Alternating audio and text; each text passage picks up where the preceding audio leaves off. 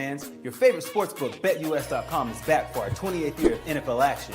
With the industry's biggest sign-up bonus of up to 200%, BetUS offers our members the opportunity to cash in on all your favorite sports, including NFL, NBA, MLB, and more.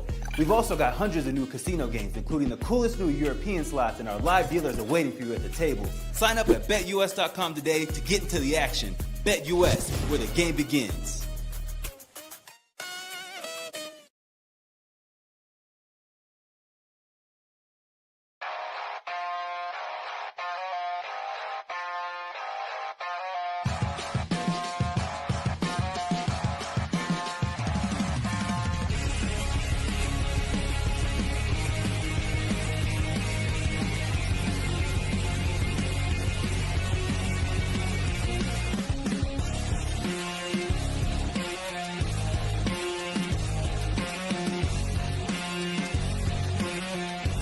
And now, broadcasting live from Las Vegas, the Snake Sports Talk Show with Jake Silva starts now. Here we go, ladies and gentlemen. We are back in live here on a Tuesday night on the Snake Sports Talk Show. Chase Steph is joining us wherever and however you may be watching and listening. Thanks for making us part of your evening. We got a lot going on, but I'll tell you what.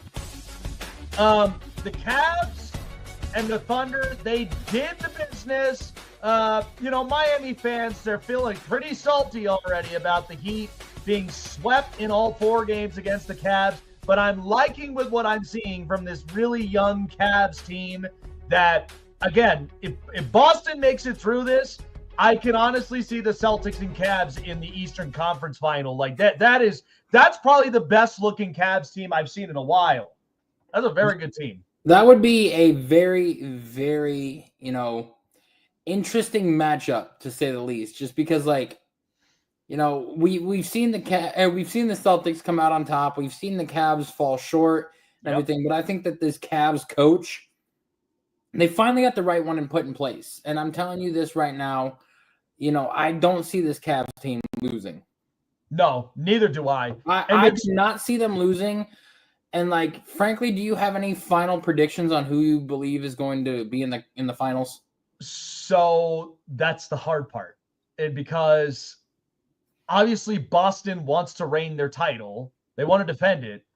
But when you got the Cavs and you got the Thunder, and I think quite honestly, I love with what I'm seeing from Minnesota. I mean, they're physical. Anthony Edwards, when he gets on fire and he's going off within the perimeter and everybody else follows him, the Lakers are screwed. There's no chance that they can honestly end up stopping with what Anthony Edwards creates. And then the rest of the T-Wolves and Chris Finch, their head coach there, he's got everything working right. So that game's on tomorrow, isn't it? Yes, it is. It is. Ooh, I'm telling you. So let's explain about the Cavs. So it's been quite a long time for Cavs fans because of the fact of, number one, you dealt with the departure of LeBron James. Okay. And a lot of people felt, well, they're just going to go back into the basement and they're going to continue to be that team like they were before LeBron, after LeBron, and once again after LeBron twice. So to me, the Cavs, with what Donovan Mitchell and the rest of this whole entire group, and Chase mentioned it before, the head coach from there, I liked him. I like the coach. I think the Cavs right now have that hot hand where they could honestly be a force and make themselves get into the Eastern Conference Final. Because if you look at the Celtics right now, and I love the Celtics, I really do. I love their group. I think Jason Tatum and Jaylen Brown, they're the best duo pair. But if you look at the Cavs for the last few years, what has been what really has been coming out of Cleveland themselves that's been a big impact since LeBron left the second time? It's been quite a while. They had to address a lot of different players from, Darius Garland. You had Colin Sexton. You had a bunch of, young players. They were back into this. They were back into this phase again, where it took a little bit of time. But when Donovan Mitchell came in from Utah, Okay, when he came in to Cleveland and just figured everything out. So we talk about Oklahoma City a lot because of the fact of 2 years ago, they were a very young team. SGA was building his stardom, and then everybody else started to build along with him. And then, not to mention, they get Chet Holmgren, and they get a big-bodied four, sometimes plays five. They got a guy there. But it took a little bit of time because you needed the experience in front of them in order for them to be a threat in the playoffs. That is what is the biggest crucial thing about the NBA playoffs, is when you've got experience, you got your young pieces that'll give you minutes, they'll give you shots, and they'll give you, a little bit of time to basically work up offensively or defensively. That's what you got to do. And part of the reason is why you get a lot of these well-respected coaches. Chris Finch in Minnesota, he's doing everything right now for the T-Wolves, and they've got the Lakers up on their back. And then the other thing is, too, you watch what Denver was when Mike Malone was there, because to me, he had a point. You try to coach up and work up some of these young kids. Sometimes it works, sometimes it doesn't. But you can honestly build these young kids to, number one, be prepared for the playoffs, because in the regular season, it doesn't matter what your regular season record is, as long as, one, it punches you into the playoffs, two, you've got momentum going into the playoffs because you ultimately want to be a threat. This is also part of the reason Houston needs to learn from this experience, because it's been quite a while with them since the departure of James Harden and Chris Paul and multiple other players that had came from that organization. It took a very long time. But Cleveland, I love this version of them, because you got to think, the organization themselves, we knew with what they were before the chosen one arrived, and that was LeBron. Okay, they had some players, but they were not to the extent until LeBron got there. Then you watch Mo Williams, you watch Anderson Varejao, you watch a lot of other players, and they got to a final, but you knew how great the Spurs were, okay? With Pop, with Manu, with Tony Parker, and Tim Duncan. Okay, that was just going to be bound to happen. Once LeBron leaves and goes to South Beach to Miami and joins Dwayne Wade in the Heat, look at what the Cavs were after that. They completely dismantled. They got the number 1 overall pick, and that was Kyrie Irving. Okay, they had to build him up in his young state. And then it wasn't until LeBron announced he's coming back to Akron. Okay, he's coming back to Cleveland. And sure enough, you pair him up with Kyrie, you pair him up with Kevin Love, and they had a bunch of other really good players. 2015, they lost against Golden State. So what? They came back in 2016 being down in the series, and they got the Cavs their first ever title. First ever. So there's something to be thankful about that. But once the Golden State Warriors, they weren't shook up. They added Kevin Durant. They won 2 more titles. And LeBron leaves to go to Los Angeles. And then where did they leave the Cavs after that? Not to mention how many head coaches have come through in and out of this organization through that span. So Cleveland looks much better today than they have been since I've seen them with LeBron out of there twice. And even before LeBron was drafted. So this Cavs team is finally starting to figure that out. Okay? You look around you in the entire city of Cleveland. I mean, the Guardians, they continue to be a threat. The Browns, man, did they have a heck of a draft, and we're going to talk about that a little bit later on. I know Chase missed the episode yesterday, but we got a lot to talk about with that. But the bottom line is that the Cavs, for years and years and years, they did not want to revert back to what they were. And they made a change. Go get Donovan Mitchell. Go and build a lot of the young core that you drafted and you needed to build consistency with. And they did just that. They swept the Miami Heat.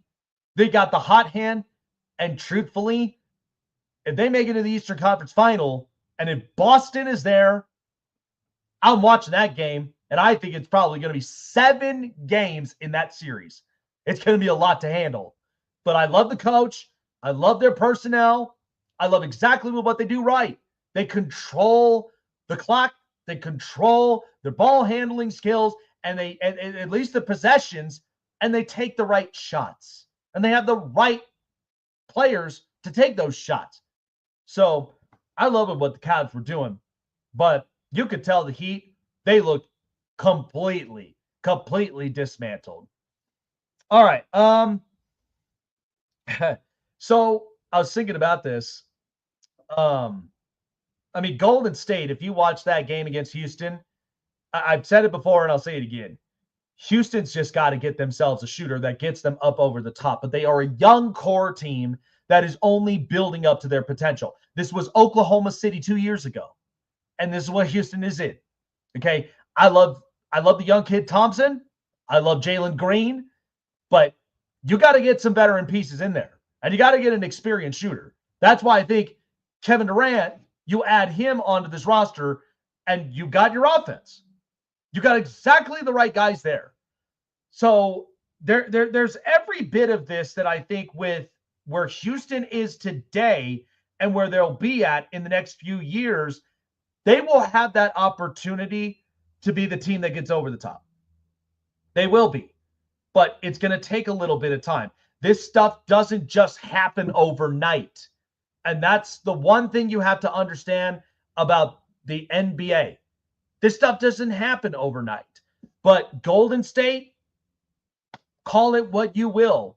Old, can't seem to play up to the standard. Who cares? I mean, I got Jimmy Butler up over there coming back from an injury and playing his tail off. And yet, Golden State, Draymond, Steph Curry, the whole group, Steve Kerr, the coach, they're all just doing the same exact thing that they've been doing for a long time. Continuing to remind you that veteran core, their veteran experience, obviously will overweigh the young core that hasn't built the experience yet. But Houston, they will get there. So, again, I thought it was pretty impressive. But at the same time, I mean, there were back and forth going on, by the way, between if you saw Dylan Brooks and you watched Jimmy Butler, they were going back and forth up in that game. But at the same time, Golden State is reminding you, we've been doing this for a long time, and this may be our last hurrah. We don't know yet. So if you're going to make the best out of something, this is exactly the way that you kind of have to do it. So Golden State, that's why their experience is going to outweigh a lot of these youth groups. They really are.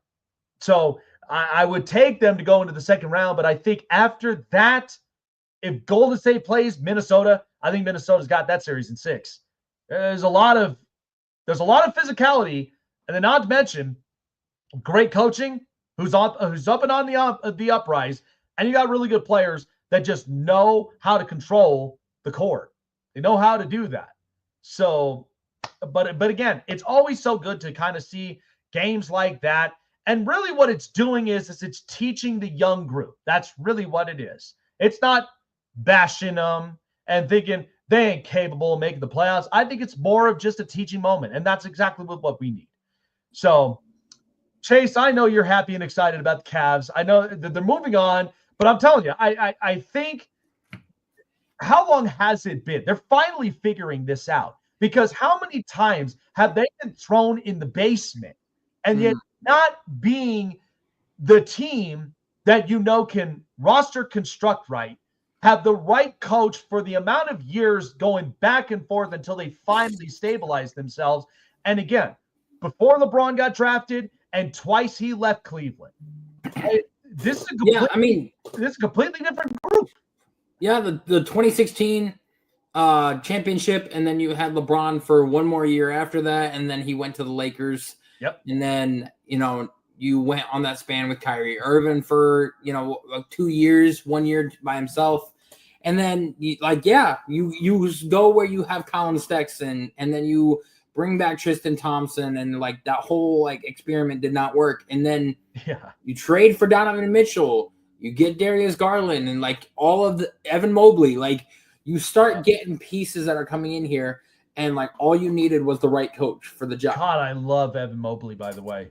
Yeah. I mean, watching him and paired up, Darius Garland, he's doing his thing in the perimeter. And then Donovan Mitchell, I mean, he's just doing everything. Yeah. And you know what? It took Donovan Mitchell years to really kind of figure that out, because I loved watching him growing up in Utah with him and Rudy Gobert. And then once that team got dismantled, now you're seeing a more mature Donovan Mitchell just taking control. Yeah, and he's embraced, the Cleveland atmosphere and the Cleveland sports city and everything. Like,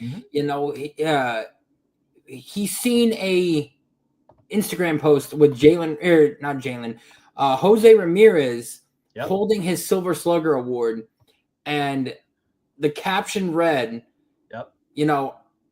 one of the greats in Cleveland. I want to be that leader and that voice. I want to be that person that is known like Jose. And, to see that and how he's embracing this, like, it really shows tremendous value of what, he brings to the city and how he actually feels. And I know that, for years they've been looking for their coach since Tyronn Lue won the championship. It was more LeBron that brought that championship there than it was Tyronn Lue, let's be honest. But this coach that they got, it was the greatest thing that could have happened to the Cavs, because if it wasn't for him, they would not be where they are right now. No, I really am happy of the upbringing that the Cavs have, truthfully, because it has been quite a long time. I've seen this team in multiple spurts. People were just asking, why even have a basketball team in Cleveland until LeBron arrived? And then all of a sudden, let's bring another championship back. Like, let's give them a second one. Like, why not? You got so many NBA franchises that have multiple or like two NBA championships. Like, let's let Cleveland get a second one and bring that in here, because now, all of a sudden you're going to be talking about it as like, can Cleveland go on a run? Can they make it like two straight? Can they make it 3 in a row? Can they, get people in here in the offseason that are going to want to play for this team and whatnot and be a part of it? And like, who knows what's going to happen? You might see some top free agent want to come to Cleveland and that'll make a difference. Yeah, I agree with that. And again, there's many teams that want to shoot for a championship. OKC, Minnesota. Listen, I have never seen Minnesota be this good until I saw them what they were last year, and then they've built up the potential this year. And why is the card like this? Is the thing. The cards are in their favor for a few reasons. The Lakers, of course, are lacking in experience and size at the 4 and 5 spot. The other thing is Golden State, they have the experience, but they are kind of hitting a little bit of a wall with their age. The other thing is, I think the Western Conference could be Oklahoma City and Minnesota. I truly Cat is not on Minnesota anymore. No, he's on the Knicks. So that's the thing is because since that trade for Cat, they get Dante DiVincenzo, and with Julius Randle, that is a more physical team, and that is Chris Finch's identity. Physical play, attack the perimeter, score any way that you can, either from the wings or whether from right and beyond the arc, but get clean shots. Naz Reid in that last game, that was what was crucial about the Lakers, is because when Naz Reid didn't miss a basket, oh, you're screwed. And this is LeBron's probably last year in the NBA too. Oh, again, I'm on the side of I'll believe it when I see it, truthfully. But until then, this is bad. Long term, he's got much more left in him. Well, remember this. We came back. We talked about this trade. Is long term, the Lakers absolutely won this one, because you're going to build around Luka, but you got to get size, you got to get experience, and you got to build the young core that you have now with Dalton Connect and Austin Reeves. You have to do it. But as of right now, this is like another reincarnated Houston Rockets when they had Robert Covington as the 5. That's what this looked like. And that was what I feared the Lakers would look like if they did not get somebody. Like, Go get Nikola Vucevic for all I care. Play the 4, occasionally play the 5. It would have gotten them into the second round, but they didn't even do that. So that's the part I feared about the Lakers. But long term, they'll be fine. They'll be okay. I mean, it's just going to take a little bit of time, but this was what I feared the Lakers would have looked like. And you're already starting to see that. I mean, Minnesota's just toying with them. Yeah. So, and I'm going to laugh my ass off if they lose. Well, we got a lot of stuff to talk about. I mean, bottom half of the hour, you'll be surprised at my top 10 teams. I took a long look of all the roster constructioning. You'll be surprised who I have up there, but few things to talk about. I am going to break down 2 schedules because a lot of this is going to understand Nico and the position he's going. You're going to see that from UCLA schedule and Tennessee schedule, and we'll talk about that here later on. But I also do think, I think because of a lot of the roster construction, this is the year. I think Chicago comes out of the basement in the NFC North, and I will talk a little bit more about that. I also think Tennessee wins their division. You know what? A lot of people have been talking about that. I've had nothing but Jags fans on my feeds, like left and right. I don't understand. Like if you look at that roster and what they did, they have one of the best offensive line constructions in the offseason that they had. They got one of my favorite guys who torched Travis Hunter in the college football scene in Alec Ayumanor. And then you also pick up Chimmy, and then you also pick up your college teammate, Xavier Restrepo. Yeah. And now you've got, a good running back core. You've got the wide receivers. You've got the core's a lot better. It's just a matter of if Brian Callahan can get this team where he needs to go. But having Bill Callahan as your offensive line coach, getting this team where it needs to be, I think that Tennessee, if Brian Callahan can do this, I think that they can come out on top in this division. Yeah. Now, I also have a question I want to run by you, and I put this in the chat earlier. Okay. If, and it's a very big possibility, Cleveland gets the number 1 overall pick next year. They got 2 first rounds. Yep. And Arch Manning turns out to be, a Heisman Trophy winner, an undefeated guy in Texas, leads them to a national championship, turns out to be the guy everybody expects. Does Cleveland go after Arch Manning to be their franchise quarterback and then trade Shedeur or release him? Or does Cleveland trade that number 1 overall pick, get a haul, like maybe 2 first rounders and more, and keep Shedeur on the roster and make him the starting quarterback? Well, respectfully, I would have to come back to that question until I see what the season looks like, because ultimately that is the question. But I really did like what Cleveland did. I don't understand why people kept bashing up on it, because first of all, you got a very good defensive front with Mason Graham paired up with Myles Garrett. The other thing is, I love their dual backfield that they got with Dylan Sampson and with Quinshon Judkins. I also do think that when you get a couple of other pieces as far as depth per se, Cleveland, they want to make this thing work. And when you look at teams like Pittsburgh, okay, they got Jack Sawyer, but once they ended up getting, Will Howard, it's like they're trying to reincarnate Big Ben for some reason. And the problem of this is, I just think this chemistry, and by the way, they're still adding weapons. They just got Robert Woods right after the draft. I don't understand Johnson. Like, I understand that, like, a lot of people, but like, to answer your question, like, a lot of people didn't like it because we passed up on that generational talent. Well, I just think it's because they're guilty by association because of Jimmy Haslam. But when you look at the inside, okay, when you look at Andrew Berry and what he addressed, and what Kevin Stefanski, his style of play is why he was a 2-time coach of the year. Like, you understand that, like, these here is what it's not just building you to try to build for that potential future. It's building you to be a competitive team for the next 5-year stretch. That's why a lot of these teams with the roster construction, this was so deep in this draft.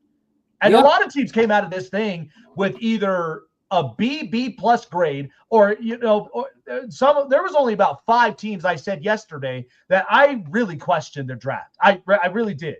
I don't know what the direction is, but you could tell in the front offices what those GMs are thinking. Yeah, and like I know Andrew Berry, like he would not have traded out of that number 2 spot if it wasn't good. You get a second round pick, an extra one, to get Quinshon Judkins, and then you also get a first rounder for next year that could turn into potentially. Which what is Jacksonville doing with that? I know it's a new front office. It's a new personnel. But here's the thing. It is, and here's the thing. It's one thing if you traded with the Giants at number 3, because then you wouldn't have needed to give up a whole overhaul. But at the 2, I mean, Travis Hunter is highly athletic and he's very talented. There's no question. But look at some of the gapping holes that are there right there. That's scary to me. Yeah, I got in an argument with somebody about Carson Schlesinger and Mason Graham because they were saying Mason Graham wasn't even the best defensive lineman on his team. He wasn't even the best defensive tackle in this draft. And they're like, go back and look at the Texas tape. He gets thrown down to the ground all the time. I'm like, how many TJ Watt's gotten thrown down to the ground by several offensive linemen. And then he's like, Carson Schlesinger was ranked as the 71st best player in this draft, and you could have gotten him later in the 3rd round. And I'm like, are you kidding me? But you know what, though? And this is precisely because I was on your side with this, because precisely when that ended up going on, it's like, did we not watch both Mason Graham and Kenneth Grant literally be brute forces up and on the fronts when stopping the run? Like, did we not just watch that from Michigan in the last 2 years? The other thing is, with Carson Schlesinger, Berry, horrible at drafting linebackers and defensive tackles. Like, can you name outside of Jeremiah Owusu-Koramoah a linebacker that Andrew Berry has drafted that has been successful? I can't name a single one. And I also cannot name a defensive tackle that has been successful since Andrew Berry has taken over. This was a very big need because we got torched by all the run game last year. Yeah. And we did not have a linebacker that could fill in for JOK when he got his neck injury. You kept your corners, and that's the other thing is that you even added up amongst that. So that's why I'm like, I don't get it. And again, this is why that, like, when we talk about roster construction, because I look at both the free agency, the draft, and their personnel, and whether or not that this is going to work. Because, I mean, Chicago improved. Cleveland is rebounding. I think also Kevin likes the run game. What he did? I thought all 4 teams in the AFC West had a great draft. Even the Raiders, because the Raiders, again, we know Pete Carroll works in the trenches. So why not Ashton Ginty? You have Geno Smith for 2 years. You pick up like 3 offensive linemen in the draft too. Yes, and they can go and find their quarterback next year. So I had no problem with this. And like I said, in play action plays, Geno Smith holds 107 quarterback rating because it's all about throwing 35 times or less, and it's feeding the ball. It's working within the trenches. So we'll talk a lot about that. But I was very impressed with how the draft was. I love the draft that we had. I mean, Harold Fannin Jr. Kevin likes running that 2 end set. He likes having the power backs and the elusive back, and he likes to run the dual running back set as well. And like getting back to his offense and the ground and pound and the run first and everything done pass second. Like he loves doing that, and I'm glad that we're going back to his offense that we're running this year. No, I agree. So tomorrow night is going to be a fun night for my wife and I, only because we're going to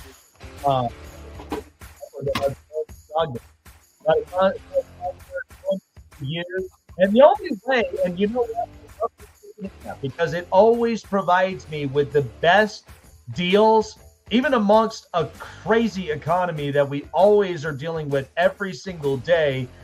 But SeatGeek always has your back on the best deals at the most affordable price. I mean, I've never been in the Ogden before, so this is the first time, but I've heard some great things about the venue. A friend of mine told me if you get there early on, there's an upstairs spot, and it's closest to like all the concessions, and it's a fun area.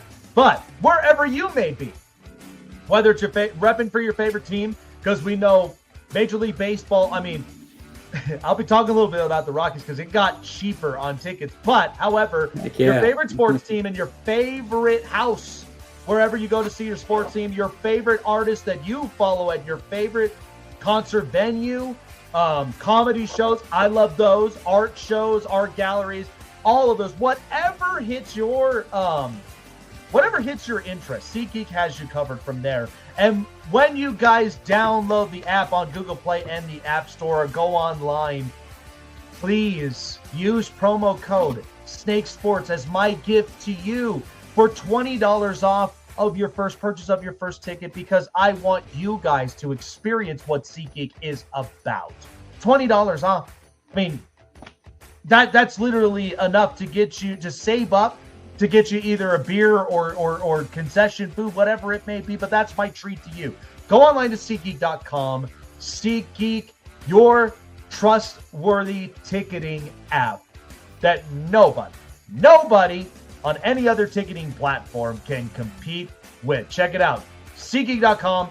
Download the app on your mobile device through Google Play and the App Store. Want to find your seat for the event of your choice but can't get one that fits your desire or your budget? Well, my friends, SeatGeek has you covered. SeatGeek is the official sponsor of the Snake Sports Talk Show. With a list of over hundreds of events to choose from, SeatGeek will assure you that you won't miss your seat with the amazing view of your choice at the most affordable price. Whether it's looking for your best seat in the house of your favorite sports team, finding live concerts that get you closer to your favorite artist, or enjoying your spot at your favorite live shows, comedies, and more, SeatGeek has it all just for you. Go online to SeatGeek.com or download the app on your mobile device through Google Play and the App Store. And as a special offer before checkout, use promo code SNAKESPORTS and save yourself $20 off of your purchase of your first ticket, and experience why SeatGeek is the most trusted ticketing app for your next event. Remember, that's SeatGeek.com, and download the app on your phone with promo code SNAKESPORTS for $20 off and find your seat with SeatGeek. Looking for a show with the best takes and opinions? Want a show with the best coverage around the world of sports? Jam-packed with an all-star interview lineup? Then the best place to find it all, sports and entertainment, is right here. Join Jake Silva on the Snake Sports Talk Show, presented by SeatGeek and BetUS. Weeknights at 8 p.m. Eastern, 5 Pacific on Sports Wave Network. Snake Sports Talk Show is sponsored by Muscle Tech, with hundreds of supplements and vitamins to choose from, all packed with 100% all-natural proven ingredients. You can be sure that Muscle Tech will give you the edge and the boost to train and look like your fit and healthy best, whatever your goals are. Try Muscle Tech today and use promo code SNAKESPORTS to save 30% off your purchases.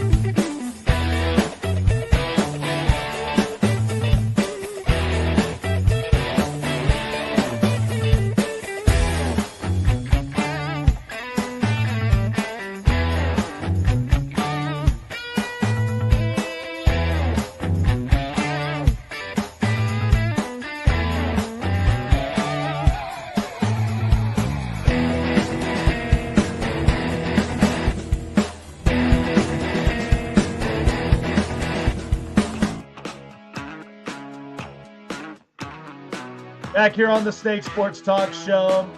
By the way, celebrated a little achievement this week. We've officially hit 1,300 followers on TikTok. Man, do they just love us there. They love everything that we put out there as far as takes and so much more. So Nico Imalava,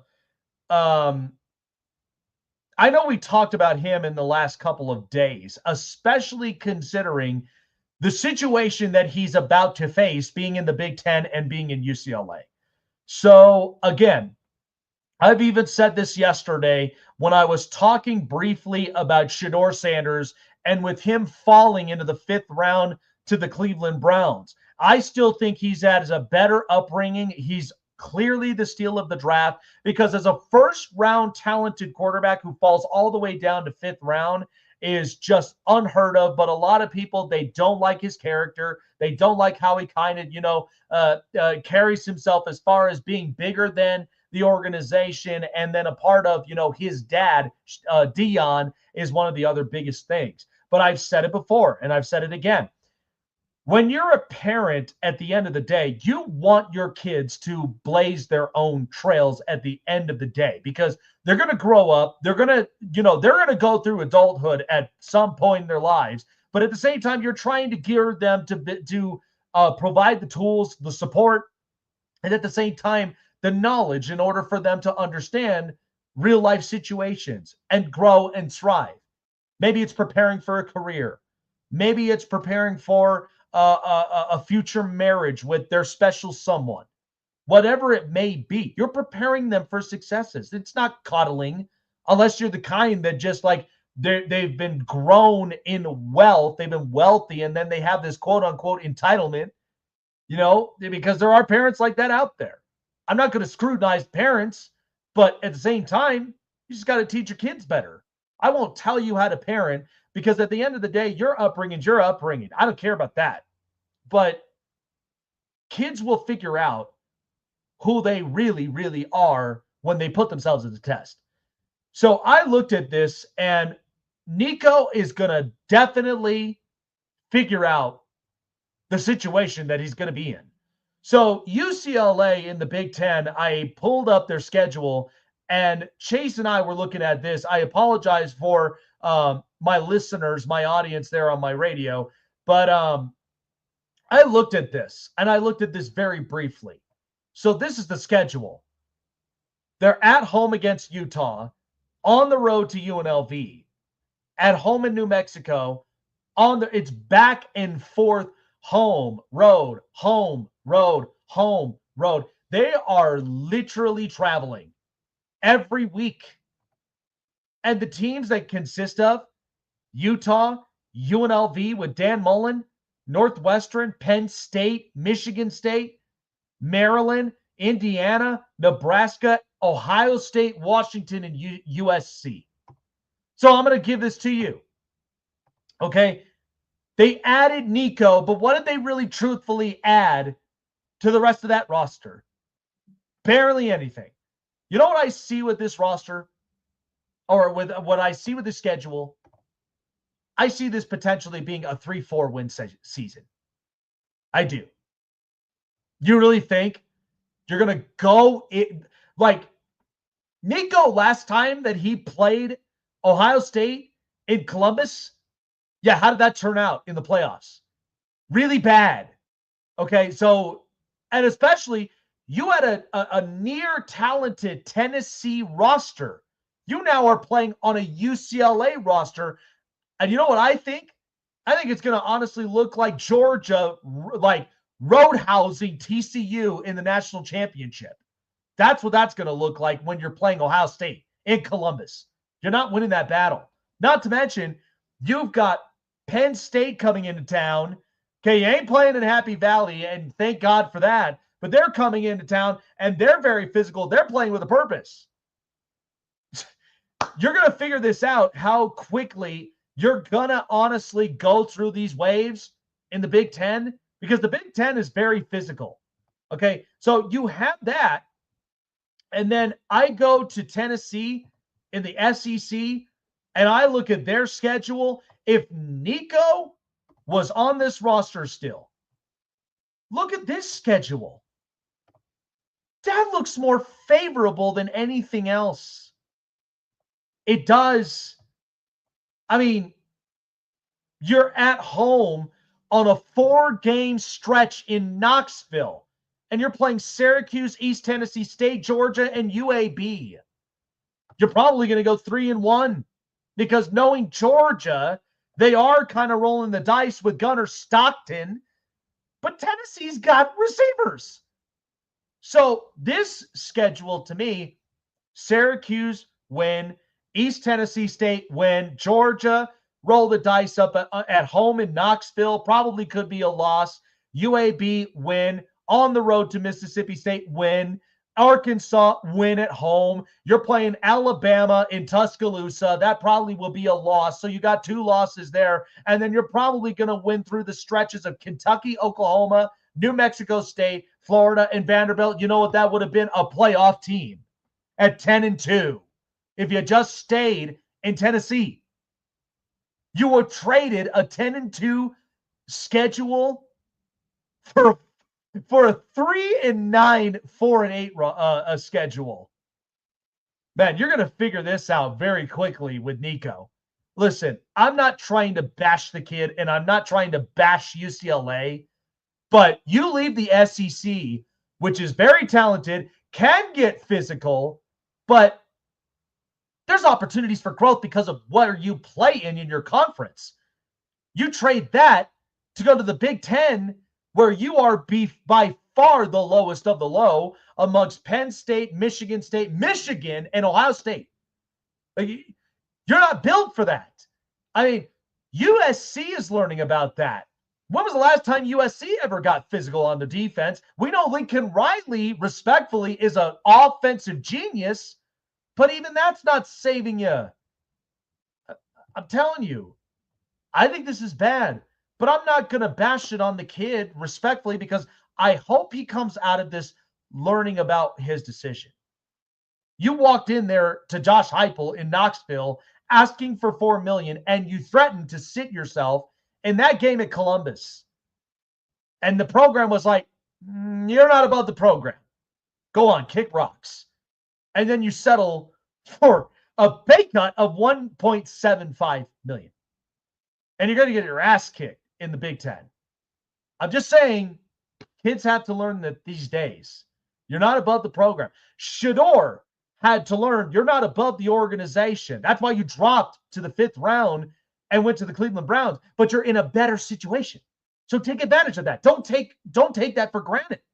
Learn it, get better at it. But remember, Nico only has 1 year away from the SEC until he's eligible to potentially transfer and go back again. He's not going to go back to Knoxville. Knoxville already kicked him to the curb. So I'm just saying, never take for granted what was bestowed right there up in front of you. Chasing the news. This is the Hot Press. That schedule not look brutal for UCLA. Go into Columbus to play. And get their ass kicked. Oh my God! They are going to get their ass kicked, and I love it. I'm excited for it. State. I cannot wait. I mean, this is the thing. You're lucky you're not in Happy Valley. Otherwise, that would have been just absolutely brutal than normal. But you got them coming into town to UCLA. And what? For ticket sales? That's it? This is truly going to be a college football season to remember, with Arch Manning playing Ohio State the very first game of the season, and then Drew Aller coming back for another season for his senior year, and him getting better at quarterback. As long as he has the offensive weapons, that would be the team I would be scared of. That is the thing. Because what has been the question with Penn State? Are they ever going to get over the top receivers? That has been kind of the problem with them. I mean, Tyler Warren, we know he's gone, but they will find the tight end. They got a run game. You got your quarterback, and your defense is never falling flat. So the thing is that James Franklin, I understand the agenda, but at the same time, why not just get one talented over-the-top receiver? Yeah. That's their problem. That is their only issue, is they are missing some good playmakers. Yes. And I feel like if they had like 1 or 2 good wide receivers last year, other than Tyler Warren, they would have won. They would have won the Natty. I don't know if they would have won the Natty. But they would have beaten Notre Dame for sure. They definitely would have beaten Notre Dame. Now, as talented as Ohio State would, again, I say this. I think Ohio State clearly was talented. They were the ones that you knew coming in with the hot hand that they were going to win the Natty. But Penn State has the potential to follow the upbringing of what Ohio State and Michigan did in these past 2 seasons. Yeah, I mean, they could be the one in the Big Ten to win it this year. That's right. If they've got the offensive firepower. I mean, well, that forget is the that. only Here's the thing. Forget the conference championship at the end of the day, because that's what Ohio State did. Ohio State's like, okay, Oregon will win the Big Ten, but you know what? We're just going to basically demolish them on the road, okay, in the Rose Bowl, and we're going to remind them, like, hey, now you got Dante Moore. Yeah, you got Dante Moore that has to take over. Like, Jesus Christ. I mean, anyway. Oregon, look, they're going to figure that out, but at the same time, I mean, you got to kind of get away from the Pac-12 thing, even though it's good to possess that, but you're in the Big Ten now. You got to get physical. You got to get in their face. So, yes, sir. Oh, yeah. Yeah, it's tough. Another heartbreaking piece of news that I got today, and it's looking more and more like it's going to happen. You're going to have Nick Chubb signing with an NFC team probably in the next couple days. Yeah, I saw that. And that is the Chicago Bears. I am devastated that he is not going to be on Cleveland anymore, but I hope he goes back and he proves to everybody that he can still play. He wants to come back to Cleveland. He has said time and time again that he has embraced the city, and he has shown nothing but passion and gratitude for Cleveland for re-signing him after his gruesome knee injury, because he's just like, they could have kicked me to the curb, they could have left me out to die, and they didn't. They brought me back, and that shows a lot of heart and character. He's been wanting to come back to this team for so long, and it's just a matter of if Andrew Berry can work out a deal to bring him back. I mean, that there's still hope, but who knows? But that is the latest piece of news I have for Nick Chubb and everything. Well, the good news is he is going to be a part of a rotation in Chicago, and Chicago improved their offensive line. So he's not going to be completely left stranded on an island. I think Ben Johnson, I mean, he's trying to incorporate the same deal he did in Detroit with David Montgomery and Jahmyr Gibbs. But is DeAndre Swift truthfully the answer to that? Or you got Roschon Johnson. So Chicago, they did a lot of things right. It took me a minute to figure out that Colston Loveland pick, but at the same time, I'm like, okay, I see what Ben Johnson's doing. Dual tight end set. You get another weapon with Luther Burden, and you fix up the offensive line even more. I mean, defensively, they're not really truthfully lacking a lot of things up on defense. I think they got better with that. But again, I have to see now the consistency in the first couple weeks, because then that's when I will have the argument Chicago is definitely built up for the future. Yeah, I think so. And moving on to the MLB aspect of things, we are starting to see a resurgence of MLB viewership. And you know why? Yes. Mm-hmm. You know why? There's a multitude of things. The main reason why is because offense has become more prevalent than defense. We have seen more and more home runs, doubles, base hits, stolen bases, walks, whatever it may be. We have seen a lot more offense, and that is drawing people in because you've got these high-scoring games that are like 11-4, 15-8, 23-3, and you're seeing like multiple home run games, grand slams. You're seeing that more and more. And we are going away from the era of where dominant pitching from like the mid 2000s to about 2020 when the pandemic hit. That was when pitching was at its finest, and you are starting to see a downhill slide of starting pitching becoming bad. And it's a lot of it has to do with pitchers and this pitch clock, and I'm bringing it back to the pitch clock because a lot of them had to change up their delivery motion, the way that they're pitching because of the workouts, higher risk of Tommy John. Yeah, and this is the thing, pitch clock shorten up like the situations, like when you get past the ninth inning. You got that ghost runner up at second. Offensively, it's getting a lot better. By the way, pitching has also been very, very well as well. It hasn't really. It has not. It actually has gone down. pitching has. ERAs have skyrocketed. Pitchers aren't Well, it lasting as long as depends they who did. you are. It depends on who you are, because did you look at Detroit's starting rotation? They're all in the sub threes right now. Like, that's very good. And so again, it does depend on your rotation in your organization, because a lot of others, they're going to struggle at it. I mean, take, for instance, the Colorado Rockies, who only won 4 games, but it's a hitter's ballpark. So you're going to have that, but people do love offense. But at the same time, I think people love the time situation, because of the fact of, like I said, it used to take about 3.5 hours, possibly 4, for a game to end. And I'm there on a Tuesday night. I got work in the morning, but it shaved it down to where I think the shortest one we've seen in Major League Baseball record is 2 hours. That's perfect for me. I got plenty of time where I got a lot of baseball. I got beer. I got food. I got the whole entertainment, and I'm right there, and I'm watching the sunsets in Coors Field. So I got everything within 2 hours. I like that, but that's why the viewerships, it's interesting. But what's another case is too? I think it's because we got the stars in the right places. That's the other reason. Shohei in Los Angeles, Bryce Harper in Philadelphia. You got the scrappy Atlanta Braves, and you got a couple of other teams, and the Cleveland Guardians, who are interesting in the Central. So you have a plethora of all of that, and all it takes is for the small markets to get with the program. Enough of this salary cap spiel, because that's doing you nothing. It's doing you nothing but making the rich richer with your ownership. That's all it's doing. Yeah, and if it's true that in the next couple of years, Rob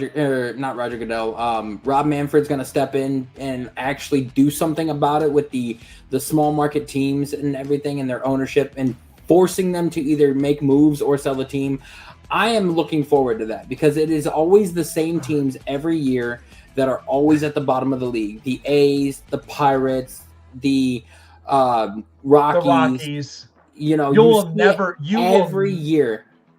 will never believe what Dan Montfort literally said on an interview when it came to the state of the Rockies. I'll put that out there a little bit later on when we got a chance to close out the show, because you are going to be shocked. He's at it again. I will. But I and the Rays, I honestly hope that there's something that Rob Manfred can do about these, because the Rockies haven't been relevant since 2007. The Rays went downhill ever since they got rid of Tyler Glasnow and Blake Snell, and then you had the Pirates. They got Paul Skeens, they got Brian Reynolds, they got O'Neal Cruz, but you don't have a good manager. You don't have any other top tier players that are there. Your starting rotation only consists of Paul Skeens, and that's it. You don't have a good bullpen. You don't have a good rotation top to bottom, or not even on the middle of the lineup. You got 2 hitters and a pitcher, and that's all you're looking forward to. Come on, make some moves, make something happen. No, I agree. To round out the news that I've got, I have heard from a lot of people around the Cleveland area that they really, really like Dillon Gabriel. There has been a lot of talk that Andrew Berry and Kevin Stefanski went to a private workout with him the same days that they met with Shador, Abdul Carter, and Travis Hunter. They flew out to Oregon to see the pro day of Dillon Gabriel, and then they had a private workout, and they let it not a single thing slip out. And there is a very high likely chance that he could start week 1 over Joe Flacco and over Shador Sanders. And Joe would be the QB2. Oh, good Lord. Look, I'm not ruling out Shador Sanders on this, because, again, I just think there was the humility part, and I spoke about this yesterday, because at the end of the day, everyone's opinion on this, when they kept pushing out the hidden agenda, that's garbage. I already put them all up on blast. I'm like, if you're watching First Take as your first go-to show in the morning, turn your TV off, because this is the problem. Everyone has been so overreactive over the Shador Sanders thing. But to me, they're talking more about the Shador Sanders, the person. They're not talking about Shador Sanders, the quarterback. That's the problem. So again, I have nothing against Dillon Gabriel, but I'm going to be completely honest with you. I think to me, he's a very accurate quarterback, but I've not really seen him with his deep ball accuracy as consistent as I thought I would have. I mean, I watched his tapes in UCF and in Oklahoma and in Oregon.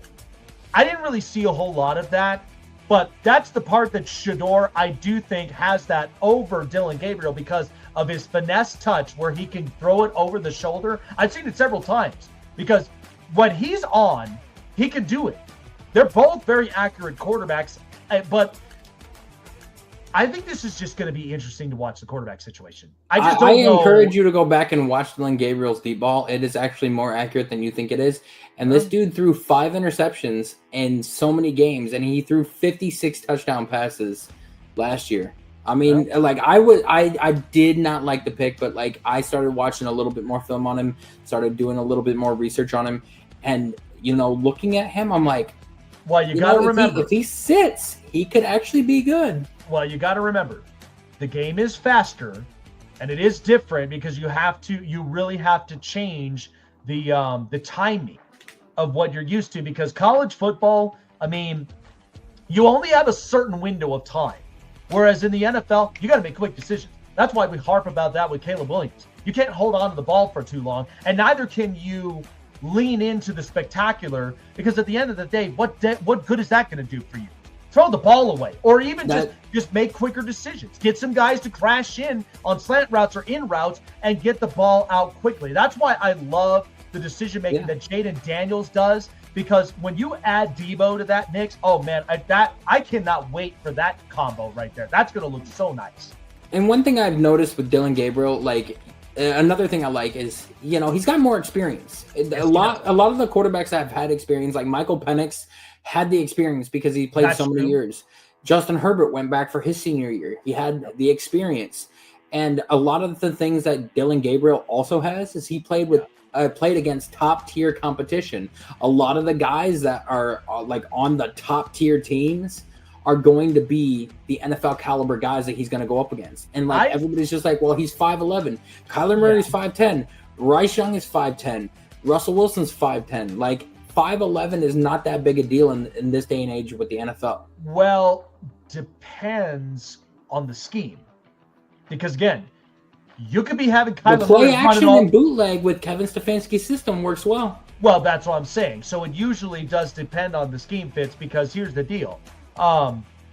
If we're talking amongst lefty quarterbacks to wrap this up, but Michael Penix, I mean, the kid is unbelievable. And you already knew that was an NFL caliber quarterback right off the bat, just from his pocket awareness, and really just his ability to just have that accuracy and touch. Like, the football is already coming out accurate out of his arm. Like, it's already looking like that. Kyler Murray, I mean, the deal with him is that he's so athletic that he can run out of certain spaces, and he has the capability to plant and throw. With Dillon Gabriel, the thing I looked at with him is that I do believe that will be a challenge, not only just with the size, the timing, and I mean, you have to think too. You're in a division where what's the one thing that they've all got in common? Great defenses. That is going to be the challenge right there. Because if you can outsmart a great defense like Baltimore's or Pittsburgh's, that's pretty impressive. But you gotta think, man, that if I look, we got the schedule released in May 14th. So I have to see what that schedule looks like in order for me to determine a team's record. Because that there alone will just tell you who is your top defenses you're facing all throughout that schedule, whether it's in or out of your division. So that is going to be the watch this upcoming season, is that quarterback room, because I just think Shedeur, he's going to learn a lot from just being in this position.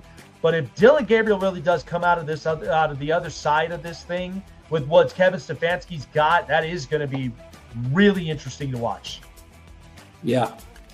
All right. What did the Rockies owner say? All right. Well, here's what he said. This is the hot press. So So when I looked at this, so it was in regards to the state of the Rockies themselves. So what was said about this is, again, the Rockies right now, they're obviously a laughing stock.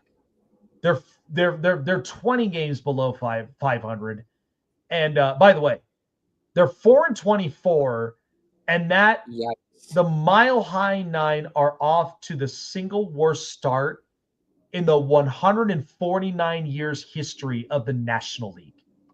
That's insane. And so what Dick Montfort came out last week and said, since 1995, I've been at nearly 95% of the games played at Coors Field. Of all those thousands of games, my fondest memories are of a sold-out ballpark on an 85-degree day with no humidity, a beautiful sunset, 50,000 men, women, kids soaking in the timeless magic of iconic Coors Field, while watching your team get roadhoused week in, week out. You know what's causing a lot of those sold-out crowds? The Dodger fans coming into town. The Braves fans coming into town. Hell, the Yankees, Mets fans coming into town. Like, are you kidding me with this? Like, this is why. But you wonder why. And look, I live here in Colorado, and I heard it from everybody in the entire colorful state of Colorado. They all can't stand Dick Montfort. The Waltons need to buy the Rockies as well. The Waltons, can the Cronkies pay for it? Please, like, this is outrageous. And can you imagine the Waltons buying the Rockies? They'll actually spend the money to get players there, and they would be 10 times better. Like, this is the thing. The Rockies, like you pointed out, since 2007, what have they truthfully done? I mean, this organization's been around since 93, and yet we've had Andres Galarraga, Vinny Castilla, Todd Helton, and Larry Walker, and they ain't done a damn thing. Troy Tulowitzki, Nolan Arenado, Trevor Story. Trevor Story. Yeah, and this is now you got Ezekiel Tovar, who's like the best guy on the team. Oh, it gets even better. I mean, the Rockies are the A's without the championships. That's who they are. They give up a lot of these players. They give up a lot of these players because they quote unquote can't afford them. But you know what's the icing on the cake is that they've moved on from all these players. Now, luckily, the Nolan Arenado situation in St. Louis, I mean, the Cardinals are kind of going through a funk of their own. But at the same time, I mean, all these other players, I mean, Cargo, I mean, all these players that they've moved on from, and the icing on the cake to this was, you had a talented left-handed bat in Nolan Jones and you trade him to Cleveland. What are you doing?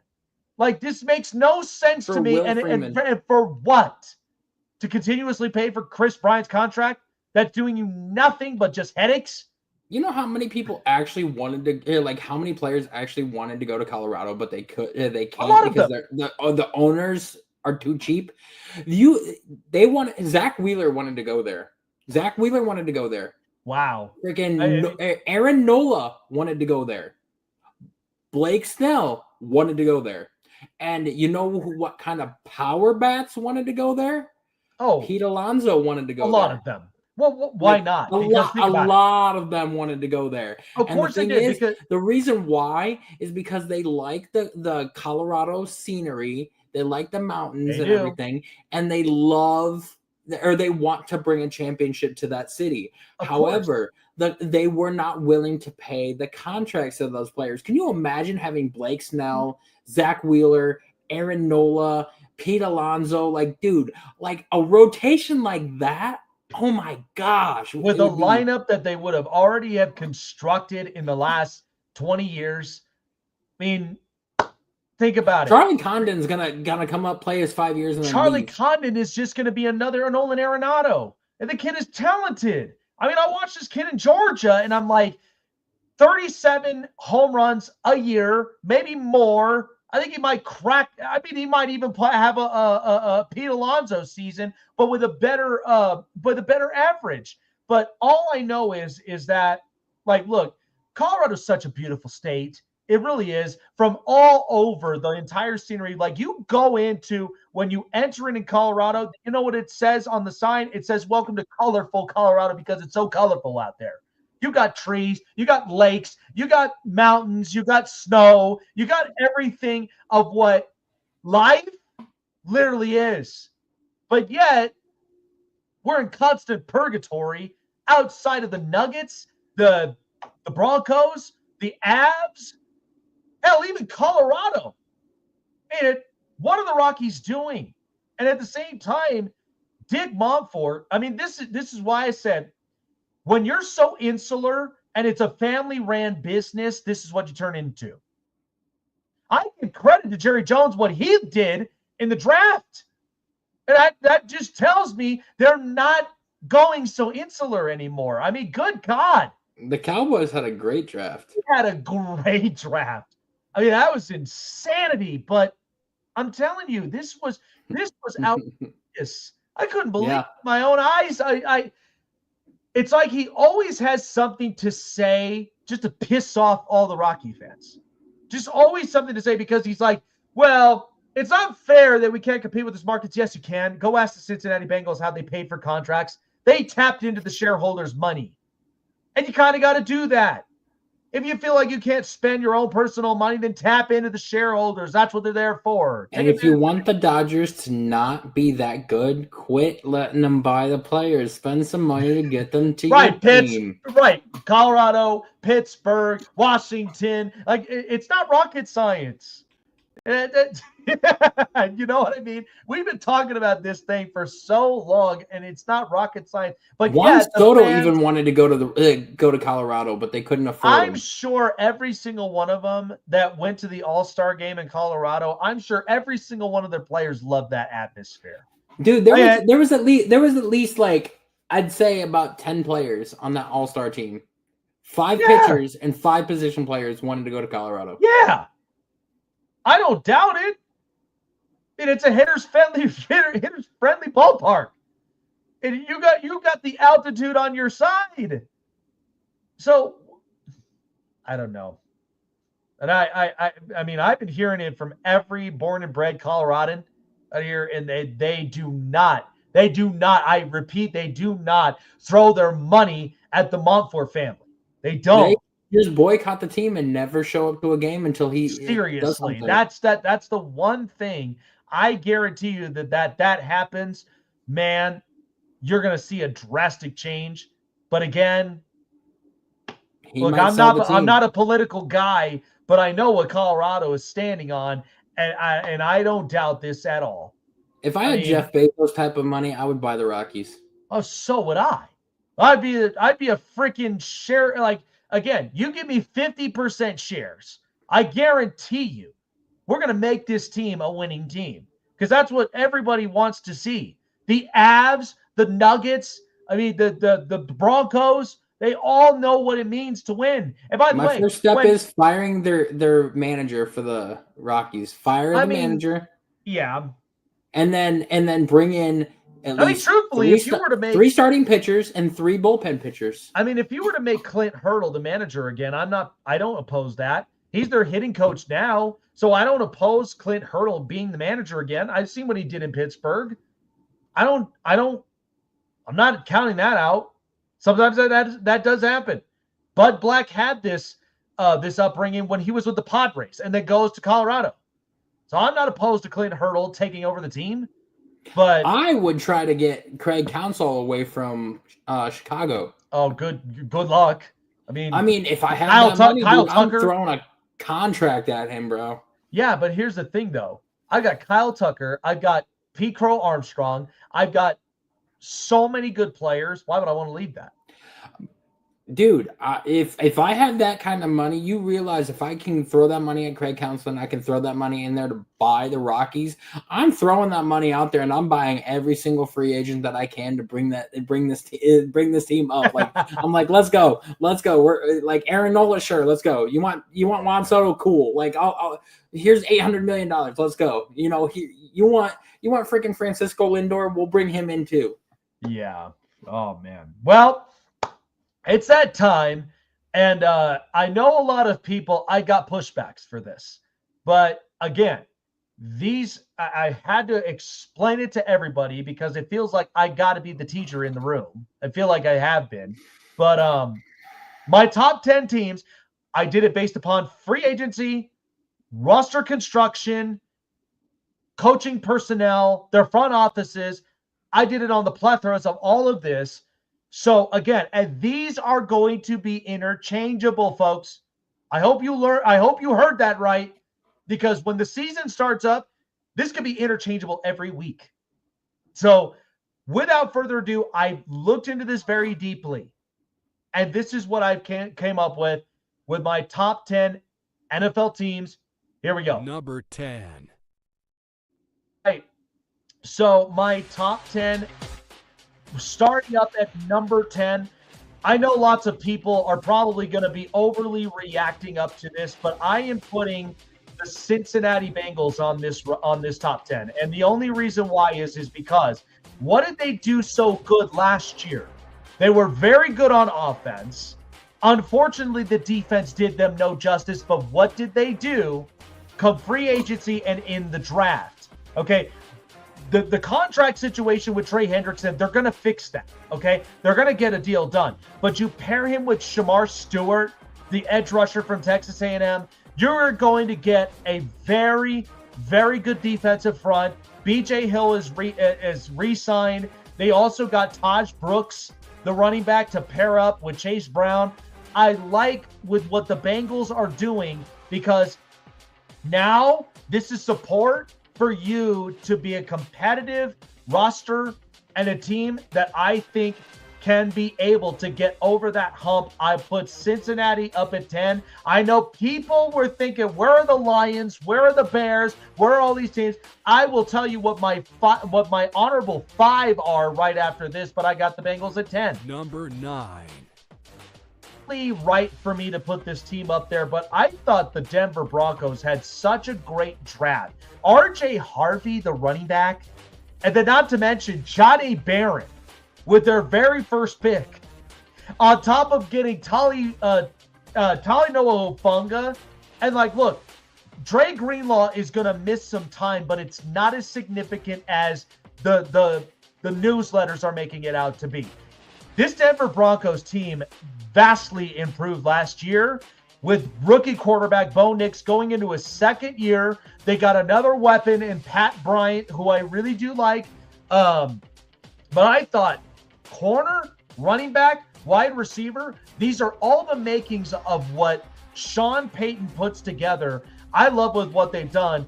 And another fellow AFC West team also did very good in the draft. I had the Broncos up at 8, and here is 8. I got the Broncos at 9. Here's number 8. Number 8. This Chargers with Jim Harbaugh and what he's doing right now absolutely solidified the backfield with both Amarian Hampton and Najee Harris. And then, by the way, did you hear what they did today?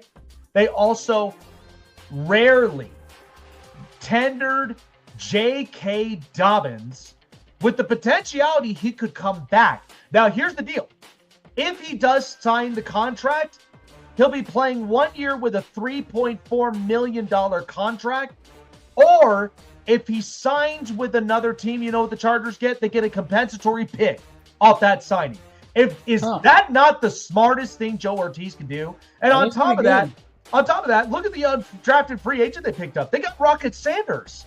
I mean, that kid, this running back room is going to be scary good. But they got the offensive line.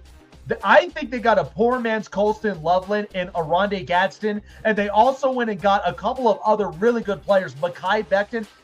this Chargers team is for real, man. And I honestly do think because of both Trey Harris. They got Didn't Trey they? Harris, but they also got Keandre. Love They got Keandre Lambert Smith from Auburn, who originally was at Penn State before he transferred. So I love that Trey Harris pick. That's a great pick. I love the pick too. And by the way, they haven't ruled out the Keenan Allen thing, so it's still on the table. So again, so many things can happen, but I think these are two really good contenders that can compete in the AFC West. Here's my number 7 team now. Number 7. Tampa Bay Buccaneers. Look, I thought about this for a while, and the thing about the Tampa Bay Buccaneers, what are they doing? They're getting younger at defense. They got Benjamin Morrison. They got a couple of other really good players up on defense, and not to mention they got a wide receiver with a Mika Ibuka. And then they also got Will Shepard off as undrafted free agent, and they got Tez Johnson. The point of this is because Baker is unloaded, okay? Baker's going to bake. Okay, last year he put up nearly MVP numbers, but Bucky Irving was also a great rare find last year in the 5th round. And what you're seeing from the Tampa Bay Buccaneers, I don't know with what Todd Bowles, how he's going to shape up this team, but I love with what the Buccaneers did as far as addressing depth. And at the same time, look at who's paired up with Vita Vea. That has got to be the heaviest defensive front I've seen with Desmond Watson there. That is going to be a show to watch from there. So I'm excited about Tampa Bay this upcoming season. Number 6. People kind of thought I was reaching at this. I don't care, but I got the Green Bay Packers at 6. What did we learn about them last year? They improved on the trenches. They got Josh Jacobs. Now, yes, they lose A.J. Dillon, but at the same time, they'll get running backs. But here's the other thing. Jordan Love now has a really good receiver, and he's got another one. So to me, this offense, and more importantly, with what Matt LaFleur has put together, is ensuring Jordan Love works and that they rebound on the offensive side. I know the Packers, they did not look as good last year, but I think it's because you had to get that year out of your system. And now that they got younger up on defense, they got a couple of other really good pieces that I like, and they're bringing back some existing ones. The Packers, I love how well ran this front office is. They're patient. They're not worried. They don't really make desperate moves. They take the best players available that is there. But I got to say, that's got to sting for Aaron Rodgers after 17 years, and they finally take a first-round receiver, Matthew Golden. That's kind of messed up, man. Number 5. To me is the team that vastly improved, and that's the Washington Commanders for a few reasons. Because number one, you got a left tackle now in Josh Connerly that is going to protect Jaden right Daniels. Tackle. Tunsil's their left tackle. Yeah, so you got a left tackle, you got a right tackle. The tackles are solidified now. And again, Tunsil is still a good left tackle. I do think that there's going to be a part of it. Age is going to come up, but here's the other thing. Sam Cosmi's back. So this offensive line vastly improved from last year. They vastly improved. So, because again, I told everybody before Jaden Daniels got there, this was the last ranked offensive line. It was horrible. So they got through that. They get Deebo Samuel. They go and address defense on a few spots. So I like with what the Washington Commanders have done, and I put them there up at number 5. Number 4. And they continue to impress me every single time, and that is the Baltimore Ravens. Here's my deal with this. Malachi freaking Starks and Mike Green. This front office just knows how to pick the players. And listen, can they ever draft bust for once? Come on, dude. They don't, but this is why a lot of these well-respected organizations, they have a knack for talent. So the Baltimore, I know when I tell you a lot of people that bashed me on the Baltimore Ravens being number 3 or number 4, they were not that terrible. In fact, that playoff game, the playoff game against the Buffalo Bills was only a 2-point game. How could that be horrible? The Ravens did everything right. And it's because what? They got DeAndre Hopkins. Get over it. Like, so what? That's not the reason of the Ravens. The Ravens have a great personnel. They've extended John Harbaugh. And at the same time, you've got another year of Derrick Henry. So that pair between him and Lamar Jackson is still going to be there. And the Ravens, I love with what they're doing. And man, did they get some steals on defense. And on top of Nate Wiggins being there in his second year and improving. Number 3. Put the Kansas City Chiefs up here. Listen, I know a lot of people don't like how much that the Kansas City Chiefs continue to linger on, but how can I bash this front office? Brett Veach, I mean, they got Josh Simmons. They got a tackle. They needed some help. But the other thing is they also got a bunch of steals from the late rounds and from the undrafted free agents. So to me, I think the Chiefs, they did the right thing. Jake Brighamstool, the tight end from Clemson, was a shocker. That's really nice. Really nice, wasn't he? It was a very good piece. So Kansas City is not going away for quite a while if you got this front office from here. So again, I know they're probably going to take a hit because of what last year gave them. They didn't quite take advantage of the draft last year, but they certainly took advantage of the draft this year. But you'll see the team that trumps them at number 2. Hold on. Don't be shocked if the Chiefs, I've been hearing rumors, and if they get this guy, he is the biggest sleeper for like undrafted free agent because he was projected a late first, early second day pick or second round pick. Yeah. And my goodness, if they can get Isaiah Bond, they would be unstoppable. With Xavier Worthy, that's insane. That's insane there. They are number 2.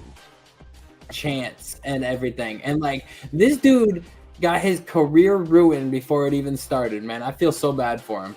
Yeah, but there are some allegations and all the rest of it, but we'll find out about that later on. But so the Buffalo Bills, to me, I really thought they had a great draft. I mean, they get Maxwell Hairston.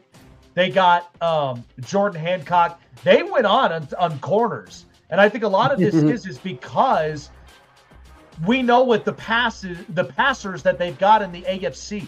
That's why they wanted to solidify the air.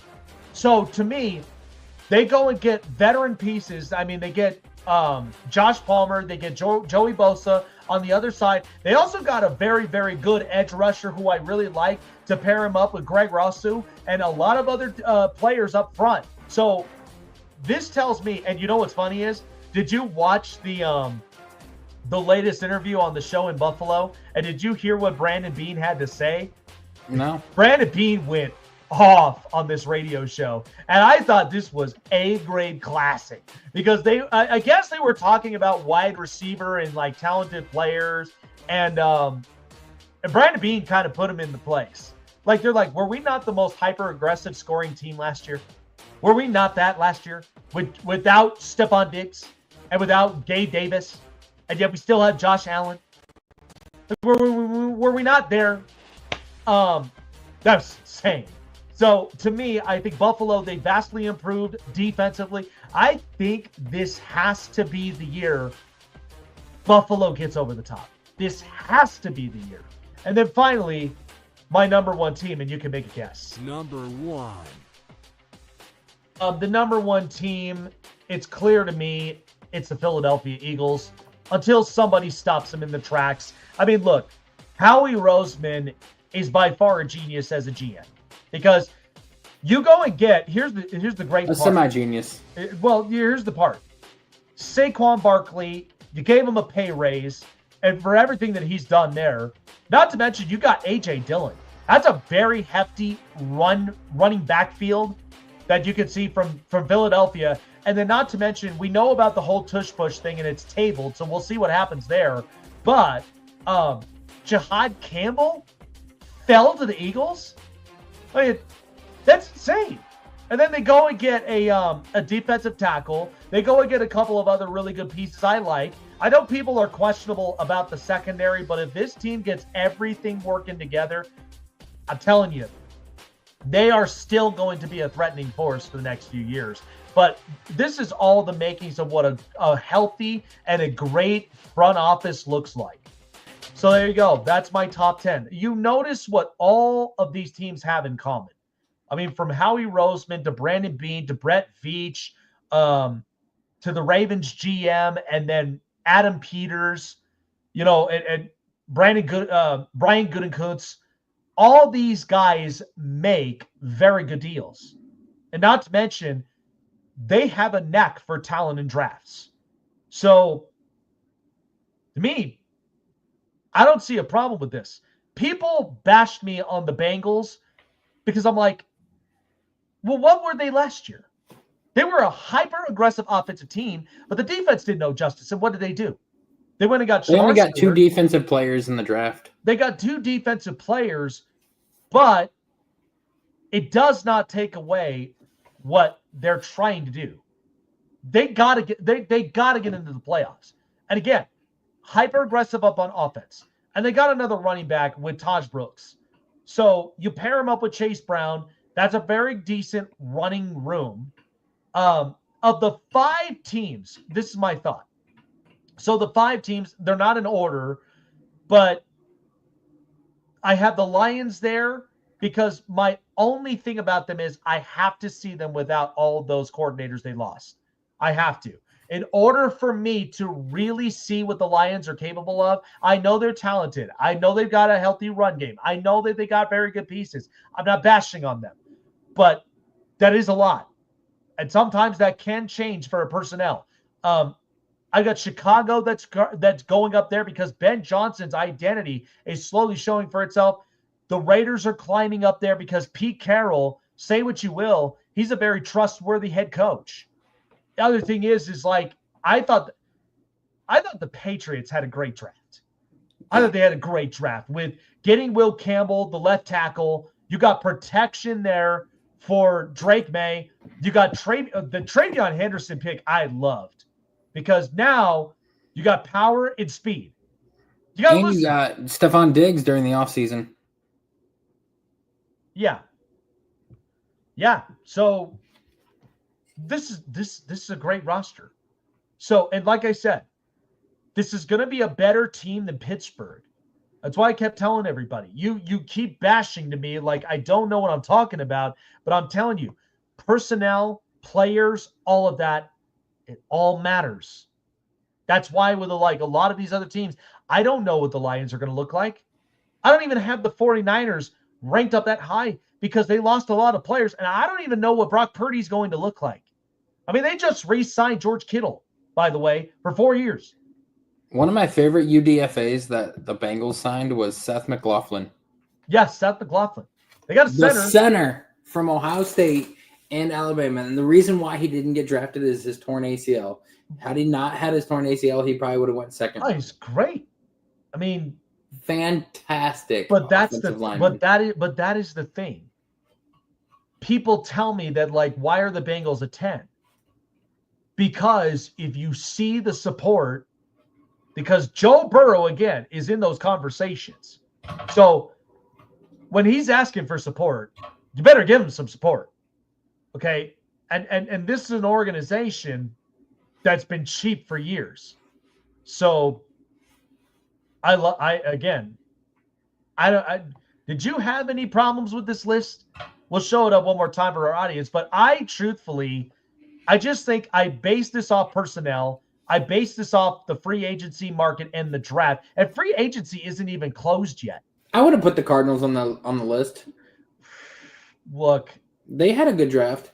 They had a great draft. But the thing is, I do think that Jonathan Gannon has been doing well. If it wasn't for a few games last year in the play of Kyler Murray, I feel like they would have made the playoffs. Well, they were my best. Their GM has been drafting a lot better lately, and their GM and front office combined are doing well. So I would have put them on this list. No, they were very good. Now the thing is that, again, I thought they dressed very well in the draft. I mean, they got Will Johnson. That was a steal. The fact that he fell that far. And the Cardinals just go and snag him up, and then they go and get a couple of other players as well. I think the Cardinals, because the Cardinals were my worst team out of the NFC. They probably would have vastly taken improved. out the Bucks because, like, you look at the Bucks and they in the first round they went after players that they really didn't need. Same thing with this, like the second round, they went after another wide receiver. I'm like, you don't really need wide receivers. You need corners. You need defense. Well, when they got Benjamin Morrison, I mean, they got a corner. So I'm like, they did. I but like him. But here's the thing: the Bucks defense we know is getting younger. Because, again, you're moving on from Levante David, Shaq Barrett, and Devin White, and a couple of others. You're moving on from those guys. Now, you still do have corners. That's my thing is that the Bucks, they could play competitive. I mean, Baker put up nearly MVP numbers, if you really think about it. You sold the ball, and at the same time, you could never go without weapons. I mean, you never could. But again, it does hold my belief because that South Division in the NFC got a little interesting. But when you pass up a guy like Jahdae Barron and you let him fall to the Broncos, dude, who already have Riley Moss and Pat Surtain, holy shit. Yeah, and on top of it, you've already got a safety group with Brandon Jones and Talanoa Ufunga. I mean, but that's what I'm saying. The Broncos vastly improved in defense. They vastly improved. To me, I think what this is now, and again, this list is interchangeable. That's what I kept telling everybody. It could change every week come the season. But we cannot deny that those teams that I did not have on the top 10s, how many of them can actually crack the top 10? Seriously. I don't know what the Niners could look like. I don't know what the Lions could honestly look like without those coordinators. I don't even know if it could don't even know what the Eagles are going to look like without Kellen Moore. Yeah. But the Saints, I mean, there are teams out there that, like I said, Chicago's on the uprise. The Raiders are on the uprise. They may not have quite the sexy talent. They got a very good pieces, but maybe they're not quite there yet, but they're building the depth. They're doing exactly what the Chargers did last year. They had to build up for depth. They had to make sure that they were prepared for the trench game, and they got some pretty impressive pieces. I'm excited to see what Ashton Ginty looks like in this run game. Now, before we end the show, we'll end it on this. The New Orleans Saints and the New York Jets will have the number 1 and number 2 picks in the draft next year. God, I love the fact that you are on the same page as me. Seriously.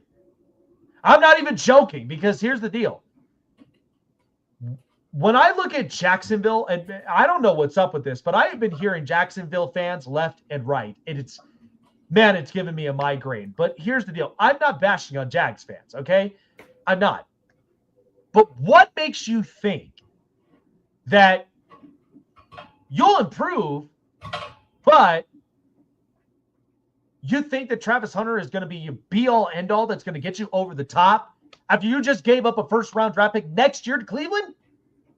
These are the kind of moves that make you a top 10 pick every year. Not to mention, you did not pick up a tight end, and I don't even think you got one in free agency, which Trevor Lawrence likes throwing to the tight end. You've got Brian Thomas Jr. and you got Travis Hunter. Those are your only 2 offensive weapons because you got rid of Christian Kirk. You got rid of a couple others. Yep. And then you beefed up your O-line a little bit. That's fantastic. But, you know, you don't know if Travis Etienne is going to be healthy and everything. And you don't know what Tank Bigsby is going to do. And you have no idea, not a damn clue how Liam Cohen and his coaching staff, his defensive coordinator, his offensive play style are going to play into effect. For all we know, they could have a top 10 pick next year, and I will be happy because that means that the Browns can get Caleb Downs. Yeah, it not a clue at all of what this team. But I do think that Kellen Moore is going to have a long leash because they're going to start building that roster younger. They're starting with the offensive line, and now they've got Calvin Banks as their left tackle, while they have Talise Fuaga as their right tackle and Peter Skoronski as their left guard. Which I like that. I like that. I like that too. And then you got Devin Neal late in the rounds, because if you want to move on from Kamara and then get out from underneath that contract, you got Tyler Shuck, who may not be a starting caliber quarterback. Yeah. But like if you want to move off of Derek Carr or he can't play, you can play him. But I don't think that, you got an aging defense, didn't really get any defensive pieces to help you out. You started building the offensive side of the ball a little bit, but like I don't see the Saints, having success when the Falcons got better a lot, the Bucks got tremendously better, and the Panthers got even better. And now you go to the Jets division, Dolphins are going to be great. Bills are going to be top tier. Patriots got their team a lot better. Well, and who knows how Justin Fields going to play. I'm a little on the fences about Miami for a few reasons. And the only reason of it is because, again, I'm not hating the Kenneth Grant pick. I love that pick. But the deal is you just lost Teron Armstead. You lost an important piece on the offensive line. And at the same time, they got a knack for speed, but how long does that get you? And at the same time, they took Quinn Ewers in the very late round. And look, I don't even know if he can translate in the NFL. Texas quarterbacks, and hopefully we can see this different upbringing with Arch Manning, and I think we will. I think the last time when I seen this was when Colt McCoy was quarterback. Because before him, you had Vince Young. But when you watched Garrett Gilbert, you watched Sam Ehlinger, Quinn Ewers, what did they all have in common? It's a Texas thing. They all love gunslinger quarterbacks, which that's cool and all, but that kind of stuff is only what's going to lead you for failure in the NFL. Go ask Josh Allen what that felt like when he came out of Wyoming and he was raw, not a whole lot of control until Brian Dable came around the corner. That's why I understand with the Jackson Dart pick, because Jackson Dart is talented. He's got the knack of the arm for it, but it's a lot of the little stuff they got to tweak. And I think Brian Dable, he's going to be good. He'll be good. Yeah.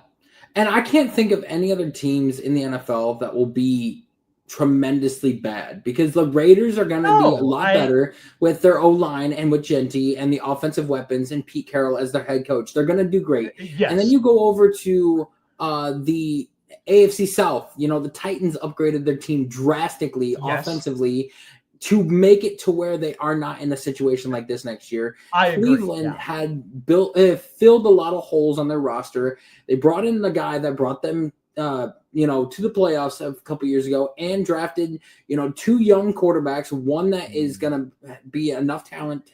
And then they built the defense and the offensive side of the ball and going back to the offensive scheme that they were successful in. And then you go into, the NFC, the NFC North. You're going to have four teams in that division with the Lions, the Packers, the Vikings, and the Bears, who are all going to have success. The only teams I could see having a subpar season with 5 wins or less is the not the Jacksonville Jaguars, the New York Jets, and the New Orleans Saints.